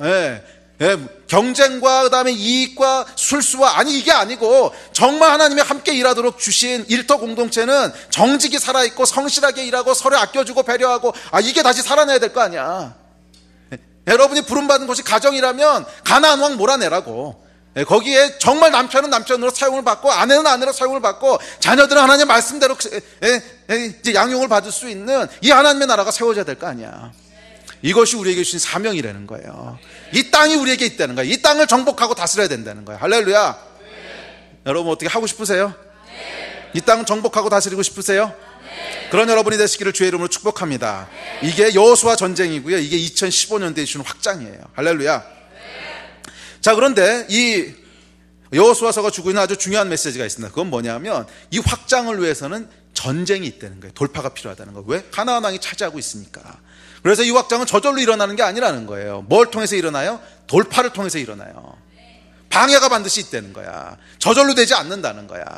하다 보면 뭔가 부딪히게 될 거라는 거야. 이 돌파를 통해서 일어난다고 하는 것입니다. 그런데 이 돌파가 1차적으로 어디서 일어나야 되냐면 우리 내면에서부터 일어나야 돼요. 이게 이제 오늘 설교의 결론인데, 이 여호수아서가 재밌는 게 여러분, 성경의 첫 번째 책이 아니고 6번째 책이라는 거예요. 창세기가 워낙 오래 얘기니까 빼고 모세의 이야기부터 시작되는 게 여호수아 얘기잖아요. 여호수아 스토리는 이제 모세부터 시작되는 거잖아. 근데 이 모세의 이야기가 출애굽기에서 시작되거든. 그럼 출애굽기, 레위기, 민수기, 신명기 4권이 있고 그 다음에 여호수아야. 이 얘기가 여러분 뭔 것 같아요? 여호수아가 가나안 땅을 정복하는 거, 맞아, 이게 하나님의 마지막 목표였어. 그런데 이 전에 해야 될 일들이 있다는 거 아니에요? 이 전에 첫 번째 뭘 해야 돼요? 가나안 땅 정복하고 뭐가 다 좋은데 애굽의 노예로부터 해방돼야 될 거 아니야. 그래서 출애굽기가 필요한 거지. 애굽의 노예에서 해방되는 얘기, 출애굽기. 또 애굽에서 노예로 해방됐다고 바로 전쟁할 수 있나? 못해요. 노예 근성들이 남아있고 훈련도 하나도 안 돼 있어. 그러니까 광야에서 우리의 노예 근성들, 노예로 살았던 삶의 습관들 다 돌파해내고 군대로 준비되는, 이것이 뭐예요? 레위기, 민수기, 레위기, 신명기. 그 다음에 이 세 번째 돌파는 무슨 돌파가 있냐면, 실제로 전쟁을 하기 위해서는 그냥 생존이 아니고 전쟁을 위한 준비를 해야 돼. 전쟁을 해야 된다는 마인드셋이 바뀌어야 된다고. 그래서 전쟁을 준비하는 얘기가 뭐예요? 민수기잖아. 그래서 출애굽기, 레위기, 민수기, 신명기라고 하는 4권의 책을 거치면서 우리가 출애굽부터 정복할 수 있는 데까지 가기 위한 그 전 단계들이 있었어요. 저는 2015년도에 하나님께서 우리에게 확장을 명하시고 전쟁을 명하신다면 당장 여호수아서부터 들어가는 게 아니라고 믿습니다. 여호수아서의 결과들이 결국 일어나게 될 거예요. 그것이 2015년도에 행하실지 아니면 16년도에 행하실지 그건 모르겠어. 그런데 이건 언제 일어나게 되냐면 그 앞에서 우리가 해야 될 출애굽기, 레위기, 민수기, 신명기를 다 우리가 돌파해내면 그 다음에 여호수아의 확장은 그냥 일어날 거예요. 아멘. 저와 여러분의 삶 가운데 적어도 이 3가지 내면의 돌파가 있어야 됩니다. 첫 번째 무슨 돌파가 있어야 되냐면 출애굽의 돌파가 있어야 돼. 예를 들면 구원받지 못한 사람이 어떻게 하나님 나라를 확장해요? 구원의 역사가 일어나야지. 구원의 역사뿐만이 아니라 우리 지난주에 나눴죠. 우리 삶을 묶고 있는 속박들 있잖아요. 이 속박들. 이 속박들이 끊어지는 복음의 능력이 나타나지 않으면 가나안 땅을 어떻게 정복하겠어요? 여러분, 우리 삶 가운데 복음이 정말 살아있는 거고 하나님의 역사가 정말 살아있는 거고, 그래서 우리가 맡고 있는 이 수많은 우리 인생의 문제들이 있잖아. 뭐 재정의 문제, 가정의 문제, 무슨 이게 우리가 기도하고 복음의 능력을 가지고 구했을 때 끊어지고 해방되는 경험이 있어야 우리가 정복하는 전쟁을 하지 않겠어요? 정복하는 전쟁 하나 나가면 맨날 부딪히고 싸우고 힘들 텐데, 이 복음이 정말이라고 하는 능력이라고 하는 확신이 없이 어떻게 이 싸움을 싸우겠냐고. 이 경험이 없는 사람은 결국 어떻게 되냐면, 그냥 주변에 사람들이 싸우러 나가니까 나도 같이 가야지. 그랬다가 위험이 딱 부딪히면 다 그냥 실패하고 주저앉아 버리는 거예요. 이것을 끝까지 돌파하게 하는 능력은 어디서 나오냐면, 내게 역사하셨던 하나님에 대한 경험에서 나오는 거야. 내 인생 가운데 있었던 문제들을 어떻게 하나님 돌파하셨는지, 어떻게 내가 믿음으로 하나님 반응했을 때 도저히 불가능하다고 생각했던 문제들이 어떻게 돌파됐는지, 이게 한두 개, 세 개, 네 개 간증들이 있어야지. 이 돌파들이 있을 때 거기서부터 뭐가 나와요? 가나안을 정복할 수 있는 능력들이 나오는 거야. 아멘. 그래서 여러분, 먼저 우리 안에 뭐가 일어나야 되냐면 내적인 돌파가 일어나야 돼요. 내 안에 하나님의 그 복음의 능력을 경험하는데 개인의 돌파가 먼저 있어야 된다고. 그랬을 때 가나안을 정복하는 결과가 나올 겁니다. 근데 여러분, 참 재밌는 것은 이렇게 우리 개인의 삶을 위해서 계속 기도하잖아요. 그러면 돌파가 정말 일어나는데 두 가지 형태로 돌파가 일어나더라고. 뭐 예를 들면 우리 삶 가운데 어떤 재정의 문제를 해서 막 열심히 기도했어. 그러면 두 개 중에 하나의 돌파가 일어나는데, 하나는 뭐냐면 이 재정의 문제가 빵 돌파가 되면서요, 정말 필요들이 막 그러니까 돈다발이 쏟아지는, 돈다발, 어쨌거나 우리의 필요들이 채워진 돌파가 일어날 수도 있고, 두 번째는 어떤 종류의 돌파가 있냐면, 처음에는 그게 나한테 너무나 심각하고 큰 문제라고 생각했는데 이게 스킵하는, 그래서 사소한 문제로 보이는 내 눈의 돌파가 일어나는 거예요. 내 눈의 돌파. 이해가 되세요? 이게 정말 일어나더라니까. 여러분, 이 다윗과 골리앗 얘기 잘 아시잖아요. 골리앗은 큰 거인이었고 장대한 사람이었어요. 이것은 도저히 어떻게 할 수 없는 사람이었어요. 그런데 다윗의 눈에는 얘가 뭘로 보였어요? 사소한 걸로 보였어요. 그래서 뭐라 그러냐면, 돌멩이 몇 개 들고 나가니까 골리앗이 다윗한테 네가 나를 동네 개로 보느냐? 맞아, 개로 봤다는 거야. 골리앗은 어마어마한 거인인데 다윗의 눈에는 개로 보이는, 사소한 개로 보이는, 이게 여러분 뭐냐면 돌파의 두 번째 종류예요. 저희가 여러분 정말 하나님 앞에 믿음으로 기도했을 때, 우리 개인의 문제를 놓고 뭐 질병이 됐든 아니면 뭐 건강이 됐든 뭐가 됐든 기도했을 때 두 개 중에 하나는 반드시 일어납니다. 하나는 뭐냐 하면 그 문제들이 정말로 해결되고 돌파되는 이 돌파가 일어날 수도 있고, 두 번째 돌파는 뭐냐면 그것이 해결 안 될 수도 있어. 안 될 수도 있는데 더 이상 나한테는 별로 큰 문제가 아닌 거야. 처음엔 정말 골리앗인 줄 알았는데 보니까 동네 개야. 까짓거 뭐 개야 좀 짖어라. 그러고 그냥 갈 수 있게 되는 거야. 이 돌파도 여러분 어마어마한 돌파인 거 아세요? 그래서 하나님께서 우리 삶 가운데 모든 문제들을 다 해결하시는 방식으로만 돌파하시진 않을 수 있어요. 그렇지만 분명한 돌파를 이루시는데, 정말 해결하시든지 아니면 내게 그것이 다윗의 눈에 골리앗이 동네 개처럼 보였듯이 사소하게 보이든지, 이 두 개 중에 하나 돌파가 일어나기를 주의 이름으로 축복합니다. 두 번째 돌파는 뭐냐면 우리 안에 가치관의 돌파가 일어나야 돼요. 이 애굽의 속박뿐만이 아니라 예수 믿기 전 세상에서 살던 애굽의 노예로 살아왔던 삶의 습관과 태도들이 있잖아요. 시키는 것만 하는 수동적인 삶의 태도, 이거 요즘 정말 심각하더라고. 애들이 하도 학원에서만 크다 보니까 애들이 대학교를 가서도 이 인생 자체가 수동적이야. 인생 자체가 학원 인생이야. 그래서 대학에 가서 뭐 토익 학원 다니고 뭐 이런 건 어쩔 수 없다고 치더라도 대학 학업을 따라가기 위해서 과외를 받고, 이게 정말 일어난다며. 대학 학업을 못 따라가서 이제 학원 다니고, 그러니까 인생이 피동적이라는 거야. 이런 태도, 또 만사를 안 된다고만 생각하는 패배주의, 또 모든 것을 삐딱하게 바라보는 부정적인 시각, 또 사랑과 섬김보다는 성공지상주의만을 추구하는 바벨론 마인드. 하여간 애굽에서 노예로 살았던 이 세속적인 습관과 태도의 돌파가 일어나야 돼요. 여러분은 어떻습니까? 이 애굽 마인드에서 돌파가 일어났습니까? 정말 여러분의 인생은 하나님이 주시는 비전을 쫓아 능동적으로 살아갑니까? 아니면 여러분의 인생은요, 능동태야 수동태야? 정말 능동적으로 하나님이 주신 것 위해서 이렇게 쫓아가고 열어가는 거야? 아니면은 옆집 아줌마가 뛰니까 같이 뛰는 거야? 요즘 여러분 가장 위대한 멘토는 옆집 아줌마라며. 옆집 아줌마가 학원 보내면 글로 보내야 되고, 옆집 아줌마가 유치원 보내면 글로 보내야 된다며. 인생의 위대한 멘토 옆집 아줌마. 그럼 여러분의 인생은요, 능동적으로 열어가는 인생이야? 아니면 옆집 아줌마에 의해서 그냥 끌려가는 수동적인 인생입니까? 여기 돌파가 일어나야 된다는 거예요. 그리스도인은 여러분 수동적으로 끌려가는 사람이 아니야. 시켜서 일하는 사람이 아니야. 목사가 하라 그래서 일하는 사람이 아니고요. 하나님이 나에게 땅을 주셨기 때문에 들어가서 정복하는 이 돌파가 일어나야지.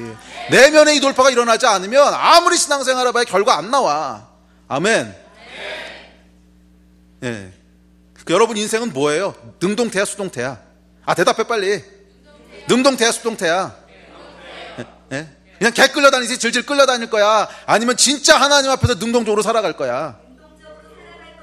아멘. 아니, 그래. 젊은 애들이 대답을 해봐. 너는 뭐야? 어떻게 살아갈 거야? 이제 목사님이 하라 그런 것만 할 거야? 아니, 목사가 5개 하라 그러면 10개 할 수 있어야지. 이게 뭐야? 이 능동적으로 인생을 살아가야지. 여러분, 노예 근성이 가장 대표적인 게 뭔지 아세요? 시키는 것만 하는 거야. 애굽 세대의 가장 심각한 문제가 뭐냐면 시키는 것만 하는 거예요. 지금 여러분, 이 세대가, 우리 다음 세대가 애굽의 노예로 다 자라고 있는 거 아세요? 완전히 묶여서 그것만 하고 살아가는, 누가 시키지 않으면 아무것도 할 줄 모르는. 여러분, 이거 교회에서 깨고 나와야 돼. 아멘. 너희는 너희가 너희 인생을 살아가고 능동적으로 찾아가야지. 시키는 것만 하면서 살 거냐고. 아멘. 또 이 패배주의, 안 된다는 거 자꾸 먼저 생각하고, 불가능한 거 자꾸 먼저 보고. 성경에서 뭐라 그랬어요? 예수께서 이르시되 할 수 있거든요. 무슨 말이냐? 믿는 자에게는 능치 못할 일이 없느니라. 아멘. 이야기 여러분 믿으십니까? 우리 안에 이 내적인 돌파가 일어나야 되는데 계속 안 된다고 생각하는 거 돌파되어야 된다고. 계속 불가능하다고 생각하는 거 돌파되어야 된다고. 그럼 무조건 된다고 믿는 게 신앙입니까? 물론 뭐 그렇지 않을 수 있어요. 안 되는 것도 있을 수 있어. 그런데 이 태도가 왜 중요하냐면 여러분, 안 된다고 생각하는 사람은 시도를 안 해. 그 차이가 뭔지 아시겠어요? 안 된다고 생각하는 사람은 시도를 안 한다고. 근데 능치 못할 일이 없느니라, 이 믿음에 있는 사람은 되든 안 되든 시도를 해요. 어쨌거나 도전해야 될 거 아니야. 땅을 정복한다고 하는 건 도전인데 시도 안 할 거냐고. 우리 안에 여러분 내적인 혁명과 돌파가 일어나야 되는데 무슨 돌파냐 하면, 할 수 있거든요. 무슨 말이냐? 예수 안에서 할 수 있는, 능치 못할 일이 없느니라, 이 돌파가 일어나야 돼요. 그런 사람만 땅을 정복하러 도전하는 거라고. 그게 없는 사람이 무슨 도전을 하겠어요? 그냥 앉아있지. 이 내면의 돌파가 일어났습니까? 취직할 수 있거든요. 무슨 말이냐? 창업할 수 있느니라, 이게 일어나야 돼. 언제까지 취직만 찾아다니려 그래? 아멘. 왜 이렇게 아멘이 작아? 아멘. 여러분, 예수 믿는 복음의 특권이 뭔데? 돌파하는 능력 아니에요. 불가능한 거 없다는 능력 아니야. 이 믿음으로 나아갔을 때 되든 안 되든 하여간 믿음으로 도전했을 때 하나님께서 도와주시고 격려해 주시고 넘어져도 다시 이렇게 세우시고, 이게 신앙의 스토리지. 맨날 안 된다고 생각하고 주저앉아 있으면 무슨 일이 만들어지겠어요. 그게 되든 안 되든 가서 먼저 부딪혀 보는 게 이게 믿음이지. 할렐루야. 안 된다고 자꾸 생각하지 마세요. 이게 애굽의 사고방식이야. 그건 불가능해. 바로가 우리를 놔줄 일이 없어. 놔줄 리가 없어. 광야에서 먹고 살 수 있을 리가 없어. 여러분, 이 안 된다는 이 생각, 안 된다는 생각 집어치우십시오. 아멘. 되든 안 되든 믿음으로 와서 부딪혀보는 거야. 어떤 믿음 가지고? 믿는 자들에겐 능치 못할 일 없을 거라고 하셨잖아. 죽은다도 살려내셨잖아. 할렐루야. 이 내적인 혁명과 돌파가 일어나야 거기서부터 가나안 정복이 일어날 수 있어요. 또 여러분의 시선은 어떻습니까? 긍정적입니까? 부정적입니까? 이 계속 부정적인 것만 보는 사람이 있어. 어떤 일을 봤을 때 안 되는 거 먼저 보이고, 사람을 봤을 때 약점이 먼저 보이고, 계속 문제만 보이는 사람. 이 사람은 문제 있는 사람이야. 그렇지? 문제만 보고 있으니까. 왜 되는 걸 안 보고 문제만 봐? 제가요,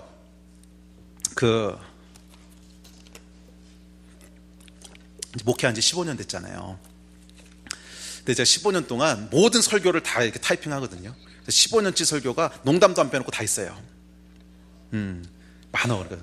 설교가 몇 편인지 모르겠어요. 많아요.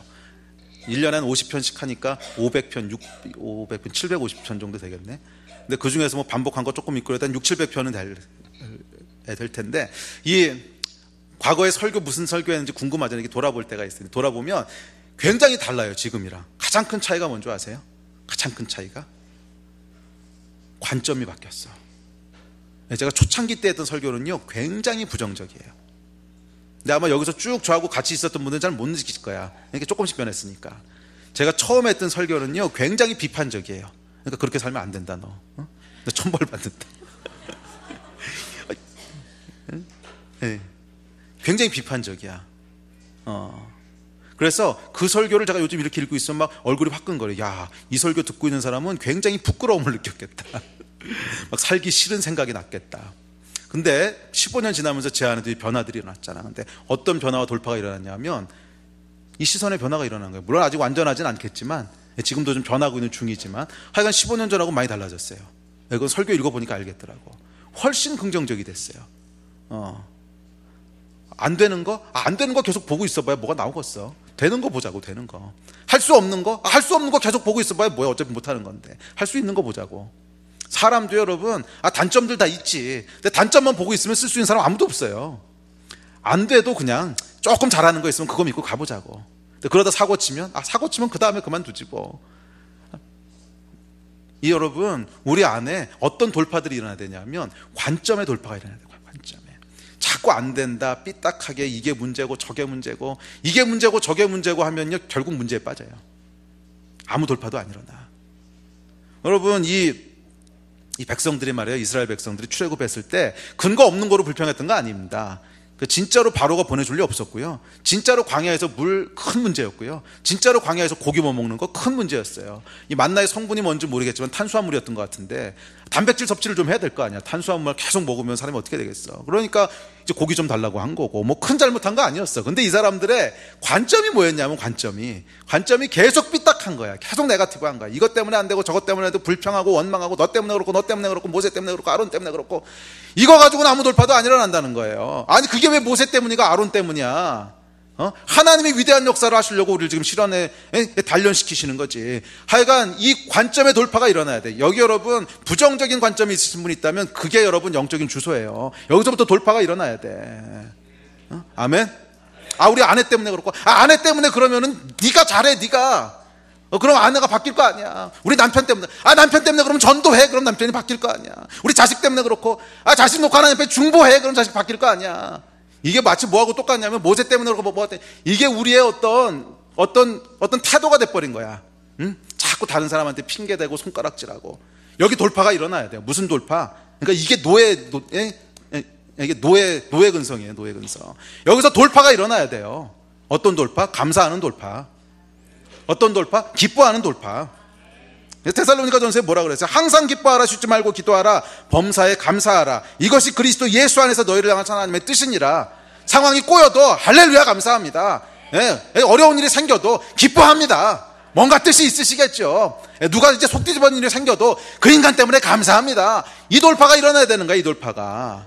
그렇지 않고 세상 사람들처럼 똑같이 불평하고, 세상 사람들처럼 똑같이 비판하고, 세상 사람들처럼 똑같이 삐딱하고, 세상 사람들처럼 똑같이 수동적이고, 세상 사람들처럼 똑같이 험담하고, 세상 사람들처럼 똑같이 좌절한다면 가나안을 어떻게 정복할 건데? 걔나 우리나 똑같은데. 정말 가나안을 정복하기 원한다면 우리 안에 내적인 혁명과 돌파가 일어나야 됩니다. 어떤 돌파? 우리의 관점이 바뀌어야 돼요. 패배의식에서 빠져나와야 되고요. 부정적인 관점에서부터 감사하는 걸로 바뀌어야 돼. 세상에 뭔 일이 일어나도 할렐루야 기뻐하고, 뭔 일이 벌어져도 감사하고. 잘 생각해봐. 여러분, 한마디만 여러분 마음 가운데 심을 수 있으면요 감사할 수 있어. 그 비밀이 뭔 줄 알아? 하나님이 뭔 계획이 있으시겠지. 이거 하나만 믿으면 돼. 그잖아. 하나님이 생각 없이 그 인간을 너에게 붙이셨겠어? 안 그래? 계획 없이 하나님이 그 환경을 여러분이 허락하셨겠냐고. 이거 한마디만 배우세요. 하나님이 뭔 생각이 있으시겠지. 자, 다 따라하세요. 시작. 뭔 생각이 있으시겠지. 자, 다시 한번 크게 시작. 그렇죠. 이거 하나만 믿으면 돌파할 수 있어. 그럼 감사하고 나가는 거예요. 뭔가 하나님이 계획이 있으시겠지. 감사합니다. 이해가 안 돼도 그냥 감사합니다. 입술에 권세가 있어요, 여러분. 계속 입술에서 삐딱한 말 하는 사람은 결국 그렇게 되는 거고요. 아멘. 계속 감사의 말을 하신 여러분 되시기를 주의 이름으로 축복합니다. 마지막 세 번째는 비전의 돌파가 있어야 돼요. 제가 신앙생활하면서 내리게 된 결론이 있습니다. 세상에 두 종류의 그리스도인이 있다고 앞에서 얘기했던 거예요. 생존형 그리스도인이 있고요, 정복형 그리스도인이 있어. 생존형 그리스도인은 뭐냐면 모세의 세대야. 이게 바로 다음 주에도 할 텐데, 생존형 그리스도인은 그냥 교회에서 서바이브 하는 게 목적이에요. 위로받고 그다음에 뭐 이게 쉼을 얻고 뭐 이거 틀린 얘기는 아닙니다. 이게 1단이라 그랬잖아. 기하 1단. 근데 정복형 그리스도인이 있어요. 이건 뭐냐면 내가 예수 믿고 나서 이루어야 될 사명이 있다는 거야. 다스려야 될 땅이 있다는 거야. 이걸 인식하는 사람과 인식하지 못하는 사람은 완전히 다른 그리스도인의 삶을 살더라고요. 이게 제 30년 신앙생활의 결론이에요. 이것은 중간이 없어. 그냥 갈라져. 생존은 그리스도인은요, 끊임없이 생존에 대한 질문만 해요.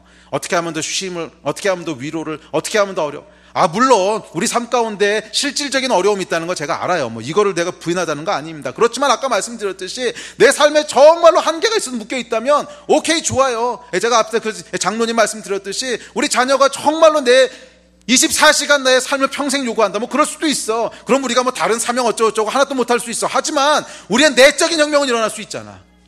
어떤 혁명? 이것이 바로 나의 유업이고 이것이 바로 나의 사명이고, 그래서 나는 이 아이를 돌보는 것이 내 평생 하나님을 선신하는 거고, 이 내적인 돌파는 일어날 수 있잖아. 이게 일어나야 된다는 거야. 이게 일어나지 않고 계속 원망하고 불평하고 이 마음의 태도에 대한 얘기를 하는 거예요. 이해가 되십니까? 생존은 그리스도인이라고 하는 것은 마음에 대한 얘기예요. 마음에 대한 얘기. 상황에 대한 얘기가 아니야. 상황에서는 아무리 우리가 정복형 그리스도인이고 어쩌고저쩌고 해도 상황 자체가 묶여 있을 수 있어요. 그러면 그게 정말 하나님의 땅이라고 믿고 거기서 내 모든 거 쏟아붓고 최선 다하면 되는 거예요. 그건 우리 내적에서 일어나는 문제라는 거야. 여러분 내면에는 도대체 어떤 믿음이 있으십니까? 생존형 그리스도인이에요? 아니면 정복형 그리스도인이에요? 상황은 상관없어. 상황은 어떤 사람은 많이 펼쳐놓은 사람도, 많은 사역하는 것 같다 보이는 사람도 생존형일 수 있고요, 아무것도 안 하고 있는 사람 같은 경우도 정복형일 수 있어. 상황은 모르겠어. 근데 여러분 내면은 어떠냐고.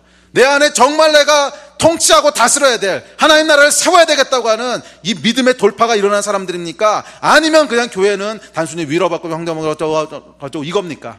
뭐냐는 거예요. 우리 이야기가 여기서부터 시작돼야 돼요. 이 믿음의 돌파가 일어나지 않으면 아무런 이야기도 진전되지가 않아. 아멘. 이제 예배팀 앞으로 나오십시오. 여러분에게 예수 믿는 의미는 뭐예요? 아이고 힘들다. 오늘 하도 막 소리 질렀더니. 예수 믿는 의미는 뭐냐고. 생존하기 위한 거야? 위로받기 위한 거야? 아니면 치료받기 위한 거야? 아마 치료도 좋고 위로도 다 좋아. 근데 정말로 우리가 하나님 앞에 믿음으로 나가면 이건 부록으로 다 주셔. 그냥 해결해 주시든지 아니면 사소한 개로 보이게 하시든지. 이거에 계속 묶여있는 것은 여러분 현실의 문제가 아니라 우리 안에 있는 내적인 묶임이 문제인 거예요. 여기서 믿음의 돌파가 일어나야 돼. 정말 하나님이 하시겠다고 하면 불가능한 게 어디 있어. 그냥 뚫고 나가는 거지. 아멘. 그러다 안 뚫어지면 그냥 사소하게 여기고 그냥 지나가면 되잖아. 안 그래요? 아멘. 이제 말씀을 정리합시다. 여호수아가 주는 마지막 세 번째 메시지가 있는데, 가나안 정복은요, 그래서 우리의 이 내적인 돌파가 일어나면 가나안 정복은 하나님이 하신다는 거야. 여호수아 1장 8절이 뭡니까? 이 율법책을 내 입에서 떠나지 말게 하며 주야로 그것을 묵상하며 그 안에 기록된 대로 다 지켜 행하라. 그리하면 내 길이 평탄하게 될 것이며 내가 형통하리라. 아멘. 여러분 출애굽기, 레위기, 민수기, 신명기 이 네 권의 책을요, 이 백성들이 충성되게 통과했어. 그리고 모세의 세대가 다 죽었어. 이건 물리적으로 죽었다는 게 아니라 우리 안에 내면의 모세의 세대가 죽은 걸 상징하는 겁니다. 내 안에 모세 안에 있던 패배주의, 그다음에 모세 안에 있던 노예 근성, 모세의 세대가 갖고 있던 어떤 부정적인 시각들, 믿음 없음, 이게 다 죽었다는 거예요. 그리고 여호수아의 새로운 돌파가 일어났어. 그랬을 때 여러분 제일 먼저 일어나는 게 뭐예요? 요단강을 건넜을 때 여리고성이 있는데 이게 여러분 어마어마한 성이었거든. 이 성을 하나님이 무너뜨려 버리셨거든. 이 백성이 무너뜨린 거 아니었어요. 백성이 했던 건 뭐냐 하면 우리 안에 내적인 돌파가 일어난 거야. 우리 안에 믿음의 돌파가 일어난 거야. 내 안에 내면의 혁명이 일어난 거야. 그랬더니 전쟁은 하나님이 하시더라는 거예요. 이게 여러분 이게 영적인 원리입니다. 전쟁 그거 너무 신경 쓰지 말자고. 땅을 정복하고 거기 안에 나라를 세우고 영향력을 미치고 이거 바라보지 말자고요. 조금 잘못 들으면 이상하게 들리긴 하는데 이 사명감은 여러분 어디서 발휘돼야 되는 거야? 내 안에서 발휘돼야 되는 거야. 내 안에서. 외적으로 드러나는 것들은 그냥 하나님이 이루셔 갈 거예요. 믿으십니까?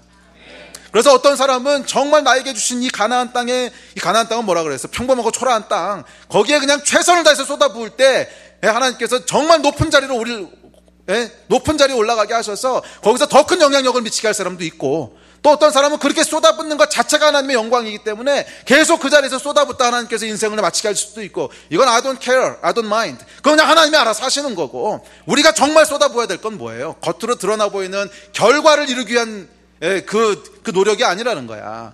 결과적으로 더 큰 뭐를 만들기 위한 그 노력이 아니라는 거예요. 뭐야? 우리 안에 쏟아붓는 거예요.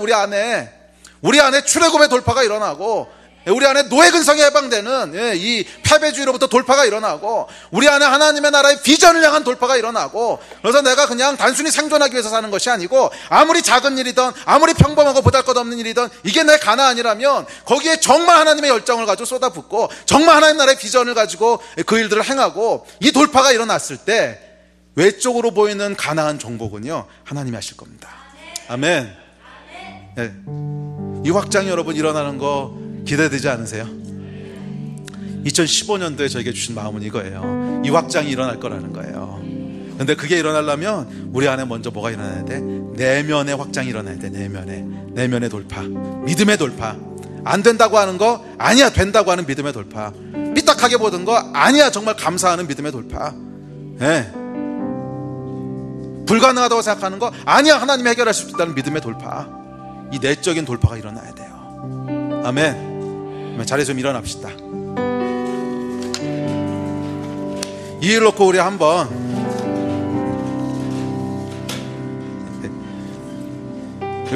한번 합심해서 기도합시다.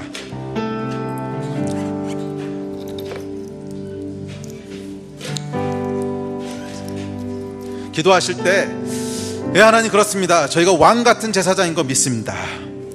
저희를 통해서 하나님의 나라가 확장되어질 것도 믿습니다. 저희 안에 믿음의 돌파들이 일어나게 하여 주십시오.